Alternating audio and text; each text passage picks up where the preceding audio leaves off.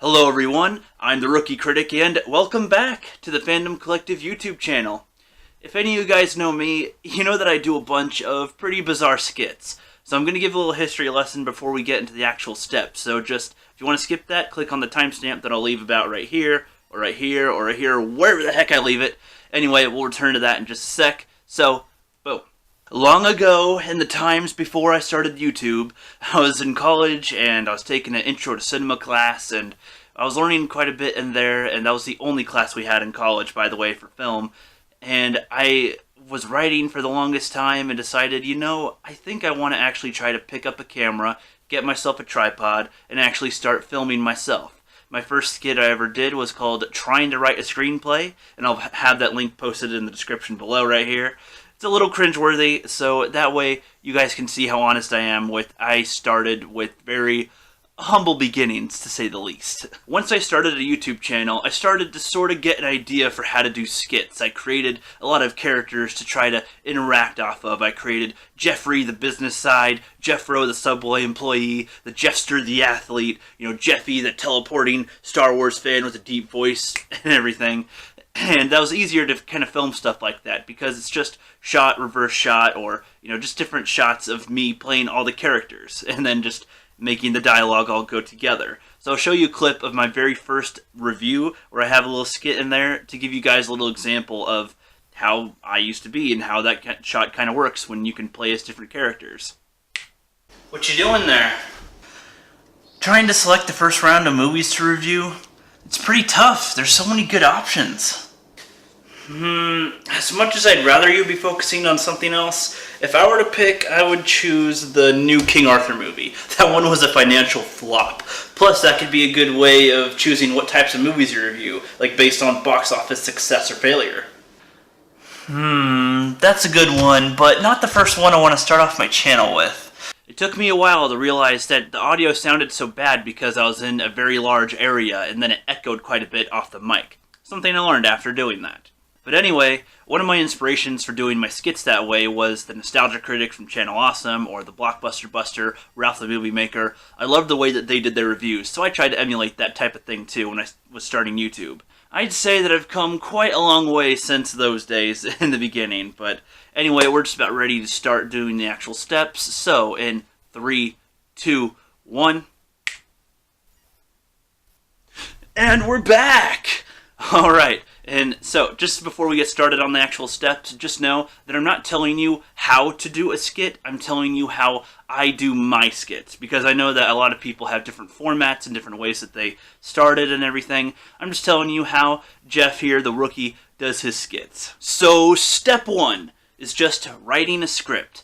A lot of people think that you might need to memorize a whole bunch of dialogue and then try to act it out. But when you don't have a cameraman and you don't have anyone else to interact with when you're acting in a scene, you can pretty much just say whatever line that you need to, and then, you know, as many times as you want, and then pick whatever you like when you're editing, and that's what that line is. And when you do your next line, you can just read it and then try to say it again. So that, I mean, honestly, that's kind of easier for me because sometimes I have a long dialogue part, and that way I can just kind of read it, you know, and then try to say it, and then, okay, I didn't get that right that time. The more you say it a few times and the more it catches on, the more you can kind of emote with it. At first you might be standing still, saying the line, and then the more you read it, as you're trying to do more takes, you end up getting a little bit better of a feel of it, starts to feel more natural, you get into character a little bit more. So writing a script first is really helpful, especially if you're doing dialogue with somebody else. Like I'll do an example of that right now, where I will say, "Hey buddy, how's it going?"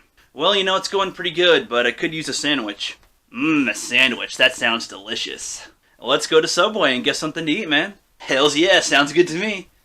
And scene. On to step 2, and that is the props and costume, sort of. So if you notice in a lot of my skits, I tend to have a different jacket on, or I'm wearing a hat, or I'm wearing glasses, or I have different shirts to help determine what characters are which. And I try to only wear the specific shirt with that specific character. But I mean, sometimes it's just a random day and I'll, you know, something will be in the laundry, so I'll pick a different colored shirt or something, but still emulate that character. But if you're playing all the characters yourself, it's easier to tell what character it is with different clothing. That's why sometimes I bought even a pink armband for when I played Jamal in my Rookie's Test Part 3 a long time ago. Believe me, I questioned this decision too, but I was trying to make a putty patroller outfit, and they don't exactly sell them, and I don't want to wear a full-on suit like that anyway, because that'd be way too Sentai bizarre, so I'm like, I'll make a custom, pathetic-looking putty patroller thing, and that should hopefully resonate. I'll do the... That's what the putty patrollers make if you never watched Power Rangers, by the way. And they're basically all gray. So I bought some ladies' evening gloves or something. I don't know what they're called. They don't really fit that well, but they help give the illusion. I'll show you what I mean with the putty patroller thing right now. Dude, I'm just a little busy right now. Do it.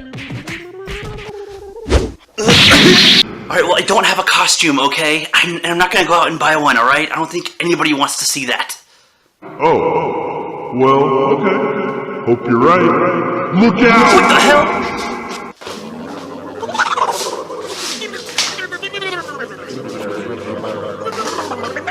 Ugh.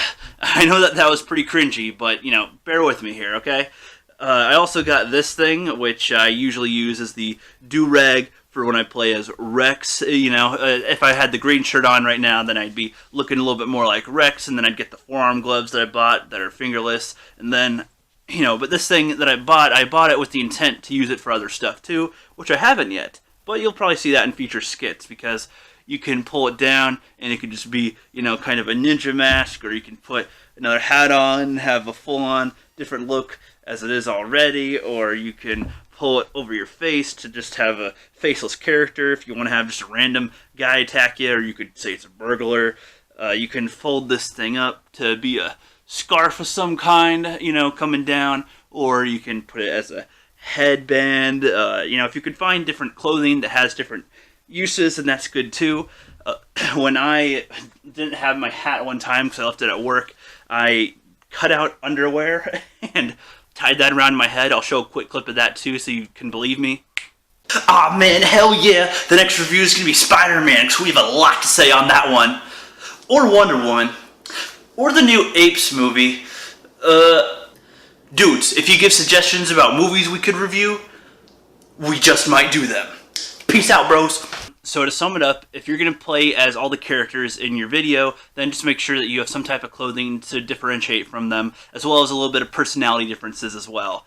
But before I go on to the next step, having certain props too, like a gun or whatever. This is a fake little airsoft gun too. It's pretty fun. It looks believable-ish. I also have swords that I use constantly, to give that effect, and knives. So let's move on to step 3.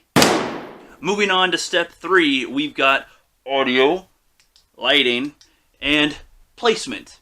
Now I'm gonna just go over really quick. If you have bad audio, like if you're or if you're a little too far away from the microphone, then people can't necessarily hear you all the time. And if you're too close, that's just a little too much for comfort, okay?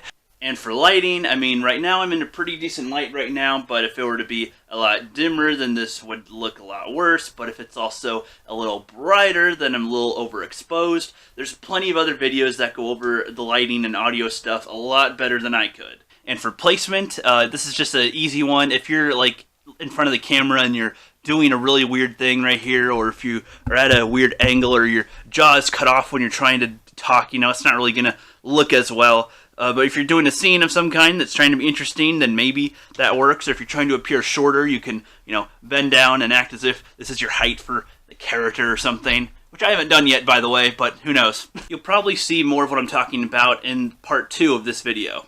Now for step 4, that is being aware of editing. Now this one, again, I'll just do briefly because I'll be able to show you more of this in part 2 of the next video. So I'll just give you a quick few examples of being aware of editing, and that's making sure that if you're doing like a Kai blast, that your arm isn't out of the frame of the shot here, and a Kai blast is just shooting energy balls like this, pew pew.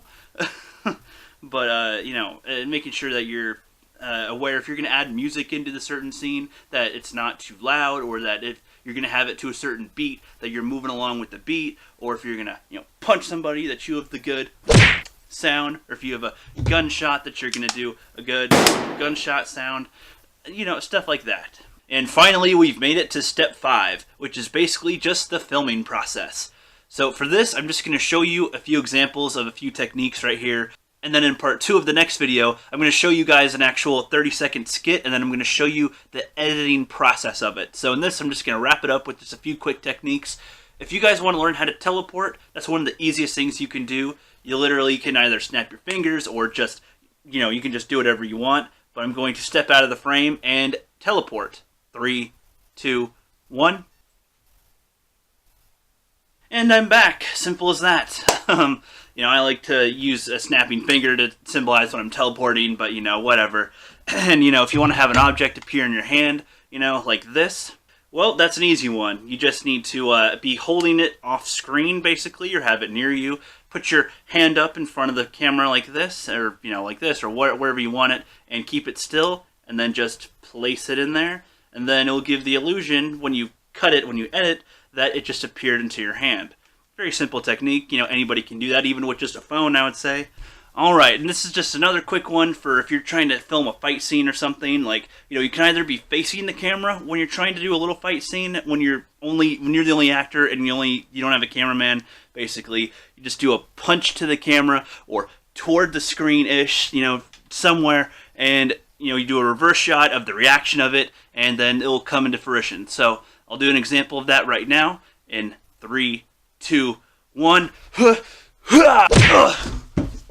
Ow, dude. Ow. Alright, I give. And don't you disrespect me ever again, bro. Alright, so I think that about wraps it up for this video. I'm going to make part 2, and I'll be posting that within the next week or two. I hope you guys like this little video. It's just showing how I do my skits. And the next one, I'll film an actual scene, and then break down the editing process of how I do that too, because that's where the main portion of the video is saved. You can film whatever schlock you want. It's all saved in the editing. Just ask Ivan Ortega about that one. That's all I gotta say for today. I'm the Rookie Critic. And Fandom Collective, out.